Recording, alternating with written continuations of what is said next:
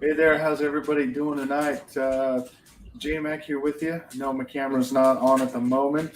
Just finishing up sharing some stuff here, but I'll be with you in just a second. But until that time, we're going to welcome to the Four Bros Radio Show, and I'm going to tell you who's here with me tonight so far. We got Crispy Bacon, the man, the myth, the legend. How's it going tonight, brother? Going good. Hope everyone's having a great evening. All right, and then, of course, below him, he always shows up this time of night, just getting off work. He's going to tell you all about that. Double Dirty Big B, what's going on tonight, man? Hey, it's going good. Yeah, just got off of work after a week vacation. I worked today, got 2 days off tomorrow. I mean, I put in a heck of a work week this week, so. But, yeah, reporting here, what feels like I'm sitting in the sun right now because it's nighttime and it's still like 100 degrees here, so. It's a hot one today in Minnesota. You know, yeah. Chris and I were talking about this last week and how, you know, he's going through a hot spell down there, a heat wave. And I told him it's probably rained for about the 200th day in a row in Oregon. But I'll tell you what, it didn't rain today and it was gorgeous. And actually, looking at the weather forecast, I think our weather finally broke here. And Sunday is supposed to be right around 90 degrees. It'll be.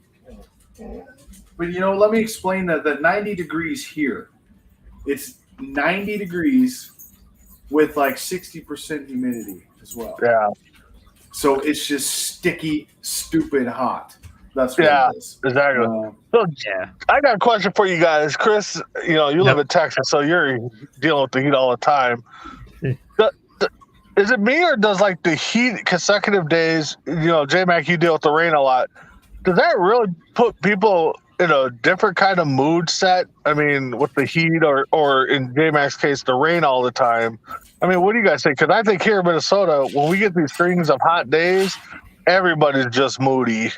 I mean, I think it does. Working in retail, I can tell you that I do think that it affects people's moods. And you get it here where you see so many people are just down all the time when it's raining so much, because it's like, oh yeah, I was going to go do this today, but I can't because it's raining.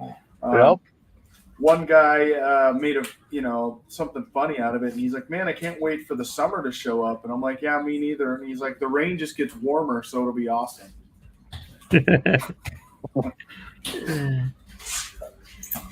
Good comeback. But yeah, what do you think, Chris? About the rain situation? You know, the weather. Do you think that the weather affects people's mood? And I think it can. I've heard, you know, a lot of rain, and we've had days where, you know, it's rained, I don't know, a week sometimes, and it can affect your mood. It can affect your attitude, and you know how just the day's going. So how about you guys? What do you think? Do you think that your mood changes with the weather? I mean, down in Dallas, Texas, where Chris is at, you know, an inch of snow and they probably get moody. We're up here, an inch of snow, and we're like, hey, it's wintertime, you know, so. Right. Yeah, for sure. And I'll say that. I'll say, you know, we don't get that much rain in June. And so. Barb, come here. Come here. You know, we don't get that much rain in June. And give you an example, it's June 20th today, which is one day away from the summer solstice. And what we've already doubled our normal rain intake for the month of June. And we still have 10 days left in June. So it's rained a lot this year, a lot more than normal. Oh, I forgot to turn my camera back on. I've been sitting here talking without it. There we go.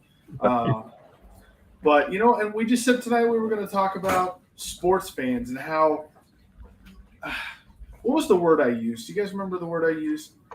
Delusional? Delusional they can be. There's the word, delusional. Um, it's just stupid to me. And I know I brought the one up, but we could talk about any delusion you want. I know you brought one up too, Big B, but I bring up the Atlanta Braves, my team. Okay, we won 14 in a row, and I checked just to be sure. So we lost 2 in a row, but okay, so we won 14 in a row. We had a day off. We came back, we lost 2 in a row, and then we've won 2 in a row since then. So we're the worst team in the league now because we've won 16 of the last 18 games that we've played. Yep. It's unreal to me, these people that are complaining, and they're complaining about the dumbest stuff. So we've had people come on these groups on Facebook, and they'll blast them and say, "Oh, Riley went 0 for 4 today and 3 strikeouts. He's not seeing the ball well. We need to send him to AAA and bring another kid up." Like, are you kidding me? He had one bad day, and like you brought up with Dansby Swanson, everyone the first couple weeks of the season is like, "Oh, we need a new shortstop. Let's not re-sign him. Let's not do this." Now he's hitting almost 300, best hitter on our team, average-wise. And the other thing that really chaps my behind is when these other players come out and they're like, "Oh, look at," and you brought up Mike Trout. So look at Mike Trout, look at this. And then you look at league leaders and stuff, and you're like, wait. Hey, Christy, thanks for joining us tonight. Tim, we see that you're here too. We thank you for joining. And then we see other guys come out, and they're like, "Oh, Mike Trout's the runaway MVP, or this guy's the runaway MVP." Then you look at league leaders, and you're like, "Wait, Austin Riley for the Braves is tied for the National League lead in home runs." Yeah, but you don't pay attention to that. You don't pay attention to what other guys are doing. You just go with the big names. And that's a delusion too. For sure. Let's not just throw sport players in there. I mean, let's throw in refs and umpires. I mean, every time there's a bad call, depending on who the ump is, he gets blasted for it. West and who's the other guy that Hernandez, but yet, other umps miss a bad call. It's like, oh, he just probably didn't see it at the right angle. It's just like, wait a minute, you're gonna blast 2 umps that, maybe consistently make bad calls when they're umping, but if you're gonna blast one, you got to blast them all. You can't think, umpires. I mean, nobody's perfect. No ump's perfect. So. Well, you know what gets me about that though, Big B?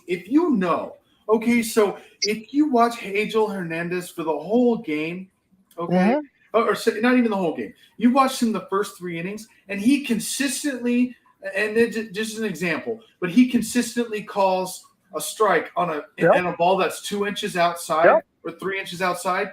As a hitter, wouldn't you know going up there that he's going to call that a strike? So you need to start swinging the bat at it. That's what I've been saying. I mean, the players know their umpires. Yeah, and I'm sick of watching guys go up there either thinking they're going to walk or hit a home run. Like, swing the bat. If you make the adjustment, you're the player. You're supposed to be the professional at this. You're supposed to be better than everyone else at your craft, and you can't make an adjustment to know that he's going to call that a strike if it's out there. Yep. Now, have we seen umps, call a strike 3 feet outside that clearly is not a strike nowhere near the plate? Yes, we have. But there's an app that an app website, umpirescards.com, and there's nobody. I don't think anybody has a 90% score on any of their games. Everybody's like in the 80s, 70s, 60s.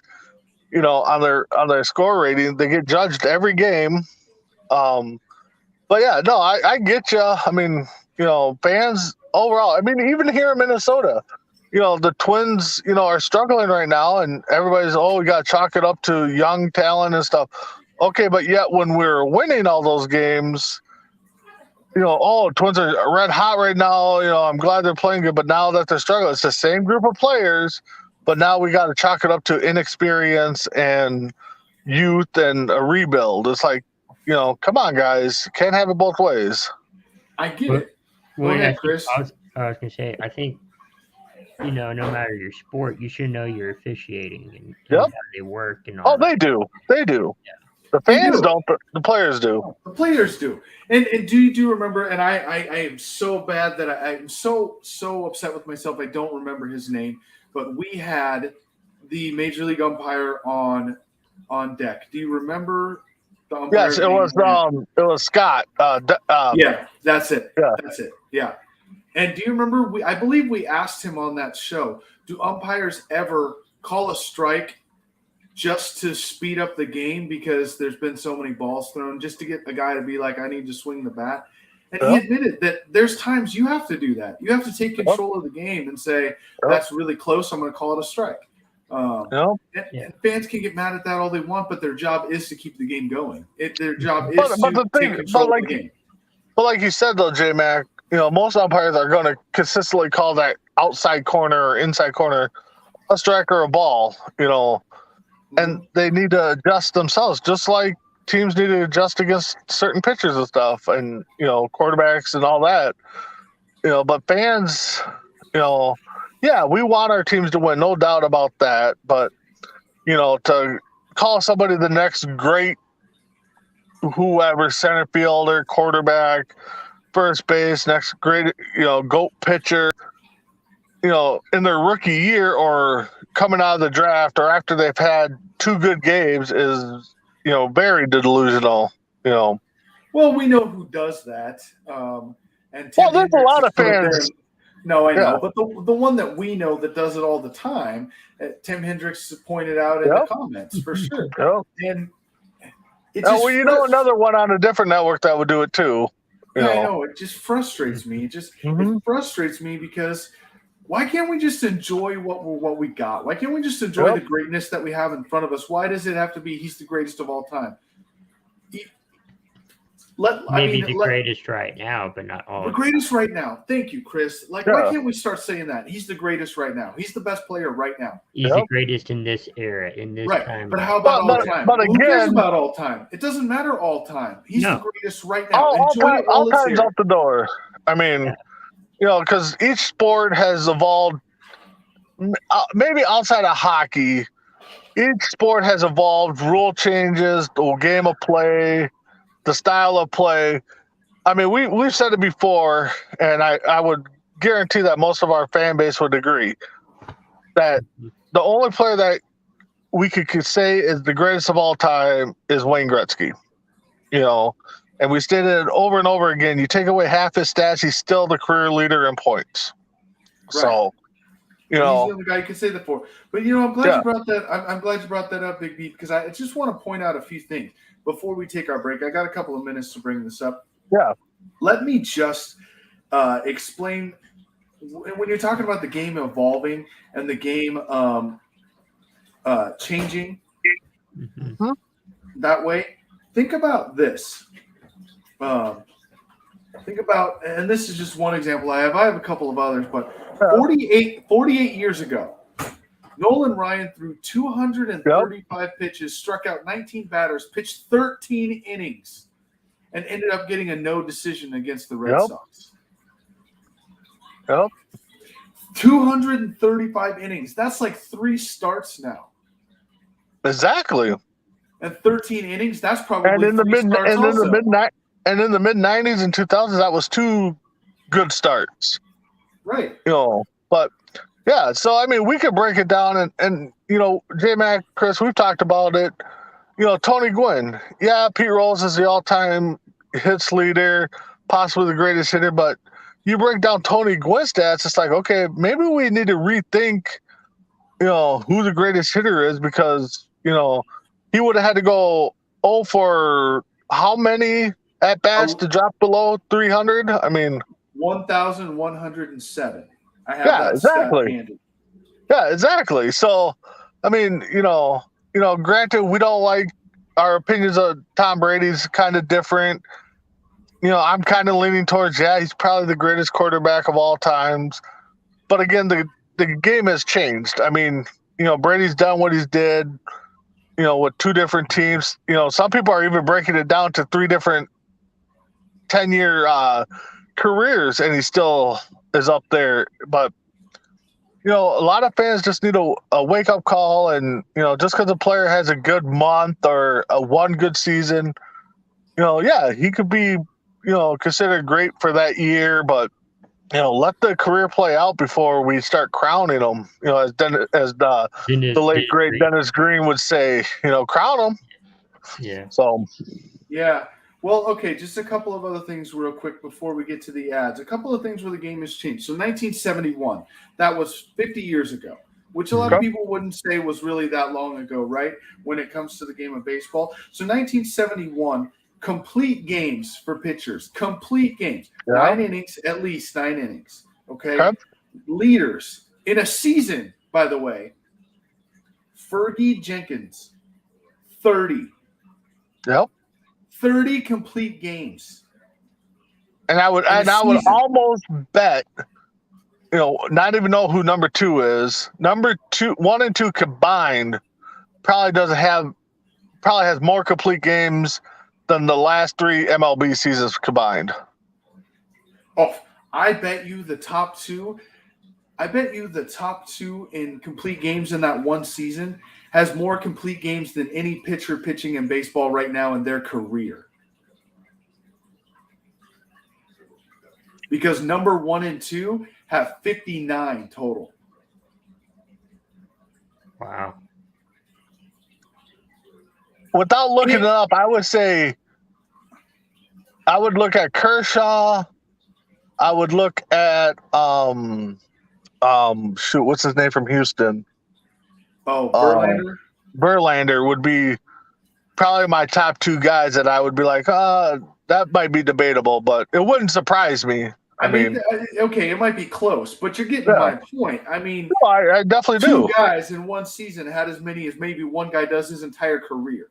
That tells you how the game has changed. I mean, how many complete games did Nolan Ryan have? How many complete games did Walter Johnson have? Well, yeah, and the other, number 2 should be Ryan. It's not Ryan. It's Mickey Lolich. He had 29. But the point in all of this is how much the game has changed and how we're talking about GOATs from different eras. Like, just enjoy what you have while you have it. Yep. I mean, games started. So the next year, 1972, games started in a season. Nolan Ryan started 40 games in 1972. 40. Yeah, when's the last time a pitcher started 40 games? I mean, Oh, wow. And by the way, in 1973, Wilbur Wood started 49. I mean, yeah. When's the last time a pitcher started 35 plus games? I mean, yeah. And you're then, pushing 30 right now. I mean, you're pushing 30. And when's the last time we've seen a pitcher throw 250 innings in a season? well, when's the last time a pitcher's gotten 20 plus wins? I mean, Right. And then we're talking about, and you talk about strikeouts. I mean, at the turn of this millennium, when Randy Johnson was still pitching, he was striking out 360 batters a season. And you're talking about guys now leading the league with 210. well, Maybe 210. and let's throw out the home runs. Cecil Fielder back in 89, 90, 51 home runs, I believe, when he came back after his year or 2 in Japan.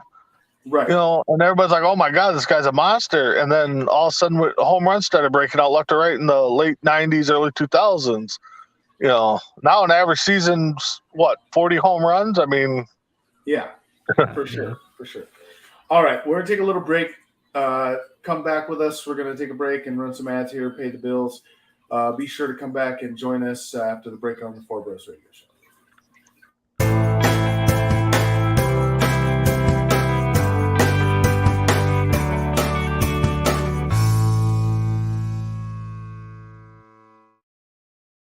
Suzanne's Paparazzi Jewelry, 24/7 shopping available. 160920 is the code. Show her some love, like she showed us. All right, and Chris, pull that book up, and Big B can tell us about it. all right, the book is from our own Bodie Sanders, Race Against Race, his journey growing up, his life from school to sports. I'm about halfway through, haven't really read it lately, just been kind of sidetracked on things, but so far I've read it. It's good. Endorsed by the Big East Conference. Get yours on Amazon. It's been up on the bestsellers list. I don't know if it currently is, but and he's going to be starting a book tour, if not already have started down in Florida. So check him out. Definitely get the book. He has started that book tour. He is about 5 days into that book tour right now down Okay. in Florida. So he's hit Jacksonville, Pensacola, right there at the Panhandle, and he'll be coming to a city near you in Florida soon. So check that out. Last year, 7 pitchers started 33 games. Thanks for that, Tim Hendricks. So that kind of tells you 33 games, 33. And you got and their record was probably no more than 15 wins. Right, exactly.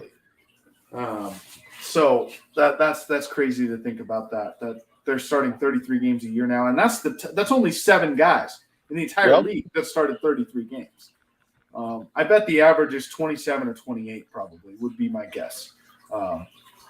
But let's shift gears here for a minute. Let's talk about Father's Day and how Father's Day was for everybody. So we'll kick it off. Chris, did you get to hang out with your dad on Father's Day? Did you guys do anything? Not really. He went up to see his dad in New Mexico, so he's getting up there in age. But yeah, I think we're gonna do maybe something this weekend. So well, there you go. Kind of catch up. So yeah, Father's Day is always a great day. Big B, what'd you do on Father's Day? Well, a lot of you know that I grew up single with a single mom, so I didn't get to know my dad. So Father's Day to me was, spending time with my son. Friday, we kicked it off by going to SmackDown, kind of last minute thing on our part. Father's Day itself, wife cooked breakfast, lunch, and dinner for me. So that was kind of nice of her. And then, we got some things planned, did some housework around there. But again, next Wednesday, me and my son will be going to a Saints game by ourselves, kind of extended Father's Day kind of thing. So, outside of that, I hope everybody that has their dad or is a dad, I hope you guys had a good day for that. So, yeah, happy Father's Day to all the fathers out there. Yep. And I'll tell you, I spent mine up at a water park in Washington, up at Great Wolf Looks Lodge like you up needed there. a little sun, just saying. I did. It's been raining for so long. I'm just saying it's good to get up there. Had all of my kids there, so that was pretty awesome. Great Father's Day for me and everyone involved. So yeah, I gotta say, I didn't realize you had the little mini Sean Kemp family going on. I thought you only had a couple. Right. So right, yeah. But it was pretty awesome. So we got to do that. So we hope you all had fun too.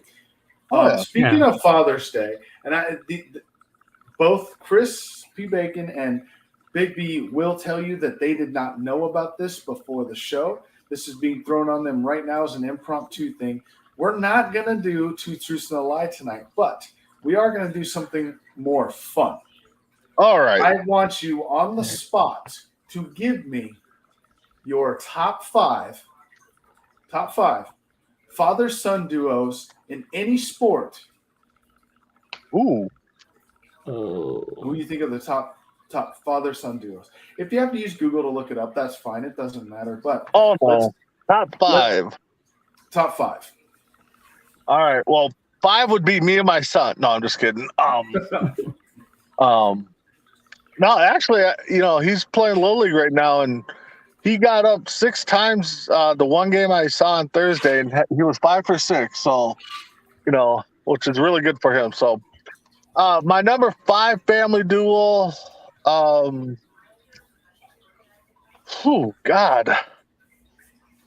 I guess I would have to go.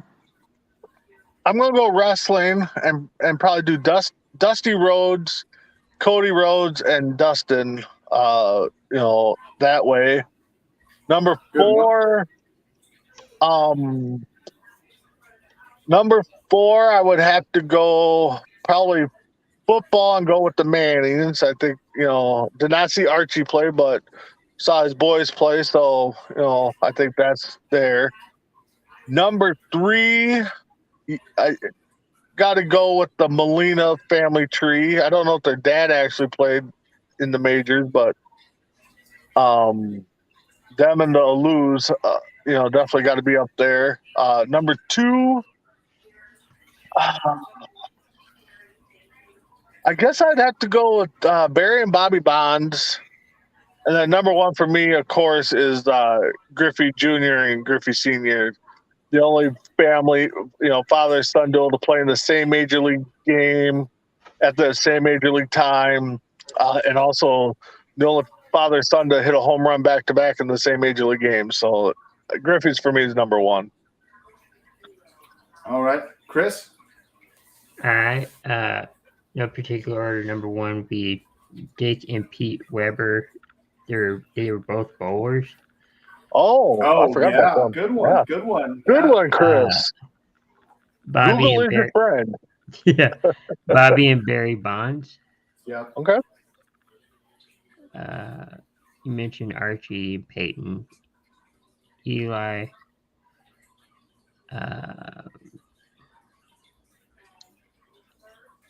Calvin and Grant Hill. Okay, that's a good one. That's a forgotten one. Yeah, that's a good one. Yeah.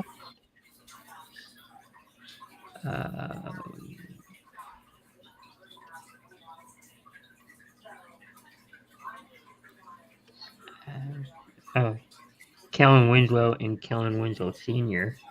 Oh, that's another good one. A good one. You're digging deep here. Google is your friend. You got one more.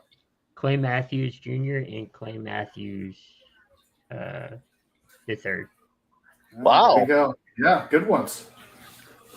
Good ones I think a lot of us forgot about, by the way. I think a lot of us forgot about those. Yeah. So those are good ones. I'm going to go a little different. I'm going to start number 5 with Brett and Bobby Hall. Oh, I forgot about them. That's a good one. Yeah. That's definitely a good one. They were definitely good. And then I would have to go number 4. Number 4, I think, is rough. I guess I don't have to do them in any particular order, but 4, I'm going to say, you know what? I'm going to go with the Rhodes. I've always been a Dusty Rhodes fan, and so I'm not into wrestling as I used to be, but I still know the family trees. That's for sure. Oh. Still know all of that. 3, I'm going to go with the Van. How do you say it? Von Oish? Is that how you say their name in wrestling? Von Erichs. Von Erich family. Yeah. Okay. Yep. That was a good one. I forgot about them. Yeah. 2 for me.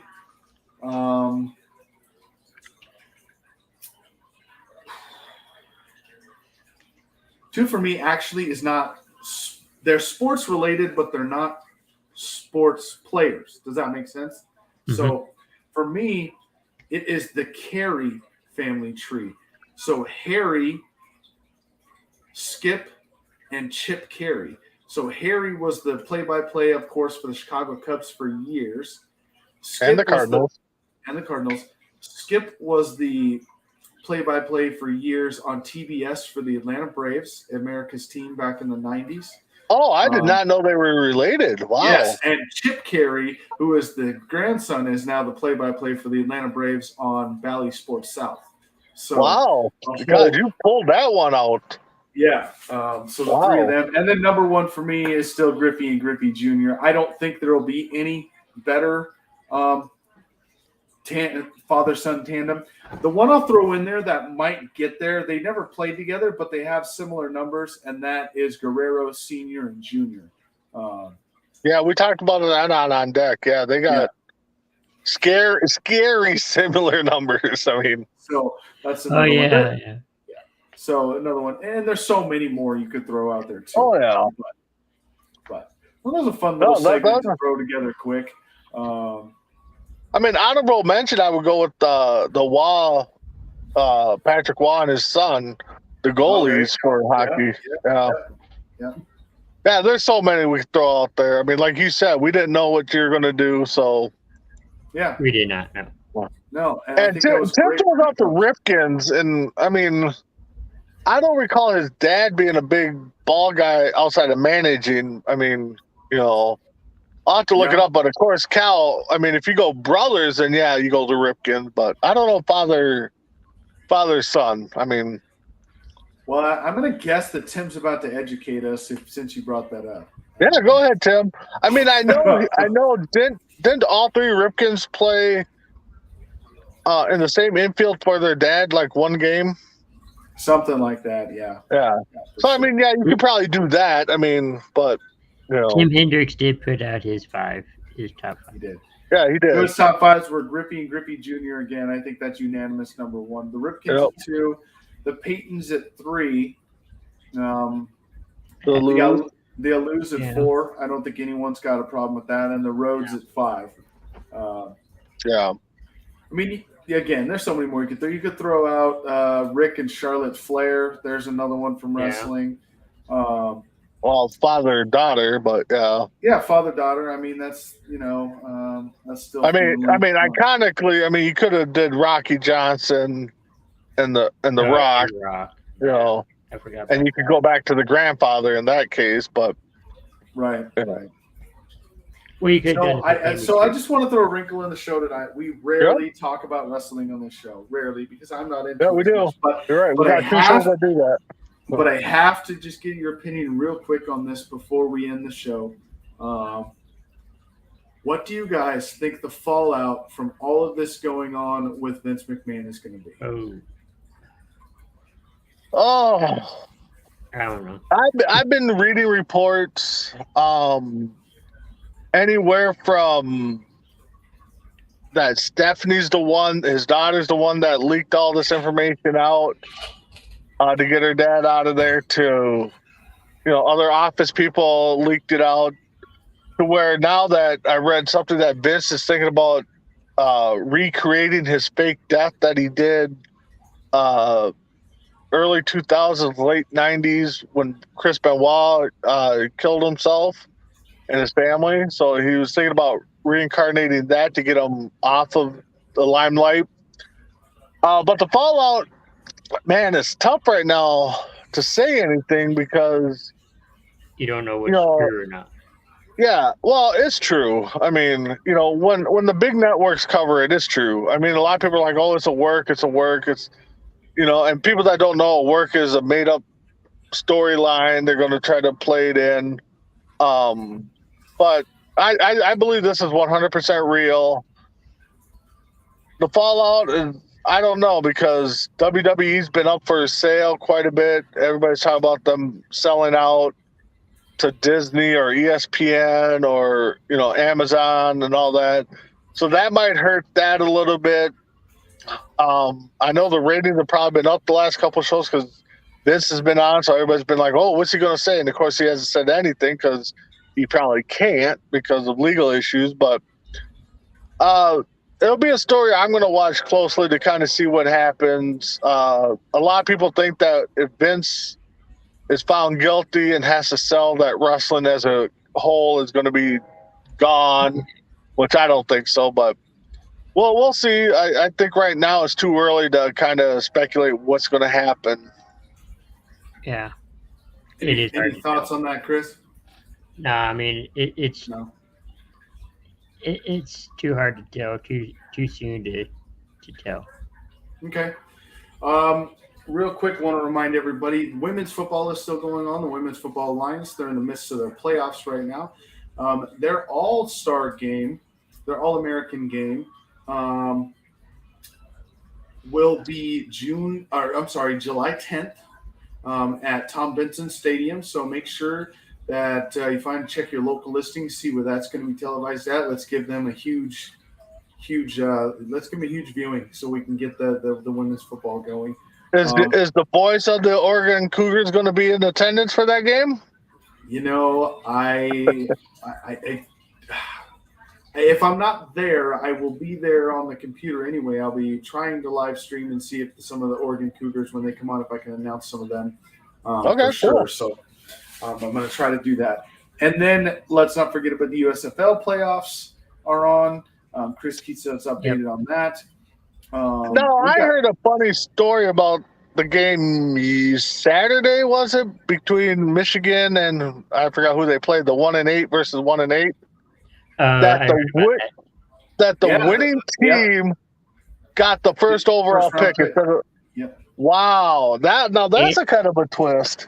That's a and the twist. first overall pick in each round, I think, not just overall. Yeah, Well, yeah, no, they that's get the what I first pick in each assumed. round. Yeah. Yeah. So think about this. This is something that NFL fans have been calling for years in the NFL. Is Yeah. that the number 1 and 2 or 31 and 32, whatever, the last two teams in the league, instead of having a Pro Bowl, you have them play that week in between the conference championship and the Super Bowl, and the winner of that game gets the first overall pick in the draft. Now, would that not make you play harder? Would that not give you – you're on the national spotlight to win the first overall pick? I think – Well, I like the idea, but I don't know. I don't know if that would drive the players to play one more game hard out just to get the first overall pick. You know, I mean, I don't like the whole tanking thing like people say either, but I mean, I guess if they end up facing week 18, 19, whatever, the last official game, maybe we do it that way, but I agree with you, except it's football and it's NFL football. And Yeah. so what's been down for years and people have talked about to eliminate the Pro Bowl because the Pro Bowl watches it has to anyway. go. So Yeah. if you Pro don't Bowl have, has to go. if you don't have the Pro Bowl between the conference championship and the Super Bowl, but you throw this other game in called the Draft Bowl or something like that, can you imagine how much money that would be for the NFL if you made it this huge event every single year and you played it at the same location where the Super Bowl was played and in between in that week? Oh man, you could make I mean, a honestly, you're fortune right. off that game. It could be a moneymaker for the first couple of years, but I just don't, because you got players that are in free agent contracts. It's like, okay, let's just throw out, the Detroit Lions. Let's say golf's on a free agent, year, and their team's 1-15 or whatever. It's like, okay, so now if I win, they're going to draft the top-rated quarterback to possibly succeed me. Or I throw the game, we get the number 2 pick, and then I re-sign or the fans get on me. So I don't know. Yeah, it'd be great football. It'd be a lot better than the Pro Bowl to watch, no doubt. But, Yeah. I just don't know how much certain players would play hard, Yeah, I get your point. Well, I guess Unless it's remains to be seen. incentive based. I mean, There's that you know. too. Could be incentive based. Yeah. Incentive based, that definitely helps. I mean, maybe All what right. they do is they, still select the Pro Bowl, but then Team A is this team and Team B is this team, and whichever team wins, that team gets the first overall pick. Yeah. I don't know. Yeah, could be something. All right. Well, Chris, why don't you give us 30 seconds and we'll get out of here. Yeah, thanks everyone for watching and tuning in. Great things coming in the network, so tune in and thank you everyone for watching. And Double Dirty Big Bay. Yeah, keep watching. Thanks for chiming in. I mean, this show has turned out to be one of my favorite shows to be a part of. Of course, I like Morning Tailgate and On Deck and Between the Ropes and Tuesday Night Mania and Sports Minute, but, we get to talk, cooler talk, I guess, in this. And sometimes we get a little dirty, but, we know what the saying is. So, but just keep checking out Coast to Coast all week long. That's right. Check us out all week long. And don't forget, don't expect us on Friday. We're taking a hiatus from the Friday shows. If I didn't announce that clearly on last week's show, I should have. But Fridays, we're taking a hiatus just because the summertime and we're so busy. We got our personal lives. And I know a lot of stuff that I do is on Fridays. And a lot of people watching do a lot of stuff on Fridays. And so Monday's a better day. And we'll continue the Monday shows until around the end of August. Maybe have a special show here and there. In the end of August, we'll pick up with the NFL talk and come back at you then. So be prepared for that. Prepare yourself. We'll go back to 2 days a week. But for now, we will see you next Monday. This is J Mac along with Crispy Bacon, Double Dirty Big B, and all the other bros that couldn't make it tonight. We thank you for watching. We will see you all on the other side. Bye.